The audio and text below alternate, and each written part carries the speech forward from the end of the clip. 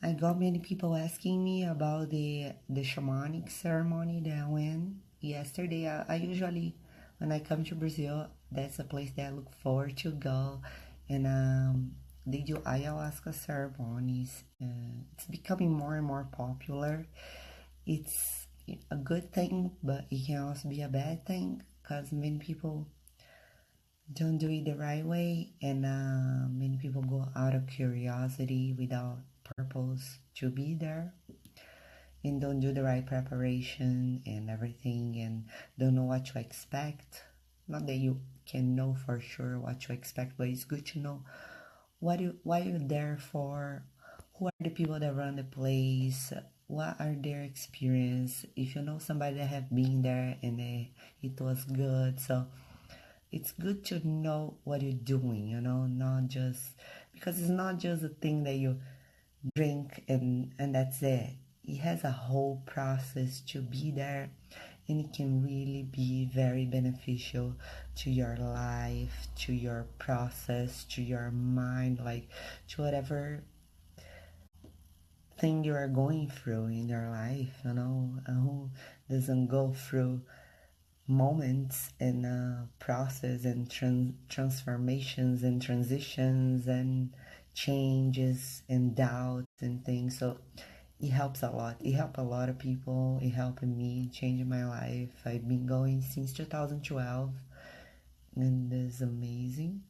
I wrote a book of journeys in 2014 to show some of the experiences that touched my life the most. So it's a book with 10 chapters. It's written in Portuguese.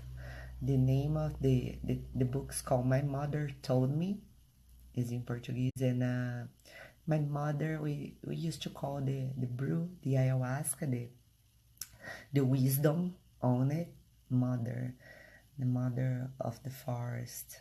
It's being actually used by natives for over 5,000 years, and to help people process understand a little more about themselves. So yeah, it's a very powerful experience of becoming conscious about what goes on in your subconscious, and how the things that you hide in there from yourself touch your life in many ways, and how you can change. So, as I mean, the ayahuasca itself will not change your life, because it's going to depend on you to take action on what you become conscious about. For example, as many of you know, I became vegetarian a little over 3 months ago, but this is a process that has been happening for over 4 years, since 2014. It's been going on since 2014, when I had the journey. And I never came out publicly to talk about this journey, but it was a time like this. I had puppies at home. I was taking care of them, and I was seeing already in my journeys inflammation in my joints, and feeling that if I cut my meat intake, as a bodybuilder, we eat chicken, meat, fish every day, multiple times a day. And I believe that I need that to keep my muscles. So I wasn't willing to change. I wasn't thinking about the animal. Just wasn't willing. I was as it was, as I always believed that should be, conditioning. So then I had a journey that I went to a slaughterhouse, and instead of cows and chickens and pigs, it had a whole bunch of puppies being brutally killed, as they do. If you ever watch some documentaries, you'll see that it's ugly. That wasn't. It's ugly enough to see with the hands and the stuff. There's no difference. But once you see from your pets being killed, it was brutal and crazy and freaky and horrible. And then as I was watching them being killed, I became one of the puppies. So I felt the pain. I felt the guys coming to kill me without any mercy, and just They were just coming to kill me without any mercy and nothing, and I was terrified, absolutely terrified, watching the other ones being killed. And I knew my time was coming, and there's nowhere to run, and it was just really horrible. So I was willing that thing to stop, because an ayahuasca trip is like a dream, a very lucid dream that you are aware of being there, but it's really real. So it's not like you're in a trance out of control. No, you are sitting there meditating, but you are inside a process. You are watching a movie and you are participating on it and identifying with. So I watched the pain and I felt the pain. And the next day I was so freaked out. I was looking at the puppies. I couldn't even look at them. I couldn't look at the meats that I was used to eat. I was like bugged out. But I told myself I'm not ready for that. I still not ready for the change. I'm gonna block this thing in my head and I'm not gonna think of that.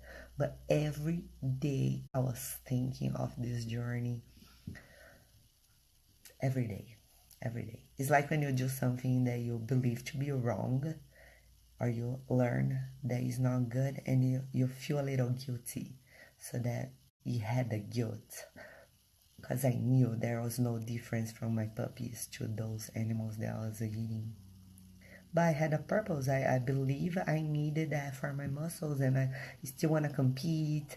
I want to do well. I didn't want to try anything new, because I was like, what if I try something new? It's already hard doing the way I know that works. Try something new, then it's gonna be harder. So I'm not gonna try. And I came back to US, I competed again, I did everything. And then this year I say, I'm tired of that, I'm gonna give it a chance. So I gave a vegetarian diet a try. I hired my nutritionist again and did that, just to see. If it didn't work, I would go back to what I knew, But I was so ready, and I can't believe how good it. And then it was amazing how good it was for me. I couldn't believe it was good. And I feel much better than ever. I feel lighter. I feel more energetic. I feel healthier. All my joint pains disappeared. So it really worked. I should have done earlier, but better late than never. And it happened. And some freaky episodes here too when I was in Brazil. Like, I was having dinner at my friends' families, and they were all eating meat and everything, and I wasn't eating. I was eating just the vegetables and the salad. Everybody was fine there. And then one of her dogs, out of nowhere, attacked the other dog and beat her eye off in front of everybody, like in the blink of an eye. So the little puppy was screaming in agonizing pain with the eye hanging, and we are all rushing to find a vet to fix it. And she was screaming, and it was the exact sound of the puppies in the slaughterhouse of the journey that I had 4 years ago. So it brought me back to the memory right away. And this was one day before the ayahuasca ceremony yesterday. So it was on Friday. So it was horrible. That was just like a reinforcement of that decision of, I don't want anybody to feel that, And then today, I went to have lunch with my family, and the first thing that I see in the entrance of a restaurant, was the little pork that I posted a few stories ago. Like, and everybody just digging the meat. It was, what the fuck is that? So crazy. Like, he had the head on with an apple in the mouth. He had the eyes. It was just gross and sad and disgusting all at the same time, Like, so one thing pulls another, and it's interesting when you become conscious of one thing, you start to pay attention to more things. So So this is just one example of how the experience with an ayahuasca can influence your life in certain way. You know, you become conscious of something that you were not that conscious before, you know. So many people say, I want to do it, but I'm afraid if that is gonna change me, if I'm not gonna want to go out and party and drink, or if I'm not gonna want to compete again, or if I'm gonna not want to eat junk again. Yeah, it may happen, but it's not a painful process, you know. It's a process of consciousness. You become conscious of something that may not be good for you. So I know many people that went to the ceremonies, stopped smoking. Many people that became vegetarians for having experiences similar to those that I'm telling you, and people that became better parents, better husbands and wives, and so you just become conscious of something that you are not fully aware of. And once you become conscious, it's easier to solve and change because you accept that truth, you know. So in this, you don't need to drink ayahuasca, you don't need to come to a ceremony to do that. You can do that by meditating, by being disciplined with your meditation every day, of reevaluating your actions and where you are at, what you have been doing, your thought process, and just by looking within and being honest to yourself. You know, if you are happy, if you are not happy, why? What can you change? So nobody gonna give you a magic formula. You have to make a decision to do it. Like, for example, I had this experience with the puppies in the slaughterhouse, but I didn't accept that change then. It took me 4 years to accept that and say, okay, I'm ready for it. So it's a process. We are always in a process of transcending, of transitioning to another state of consciousness.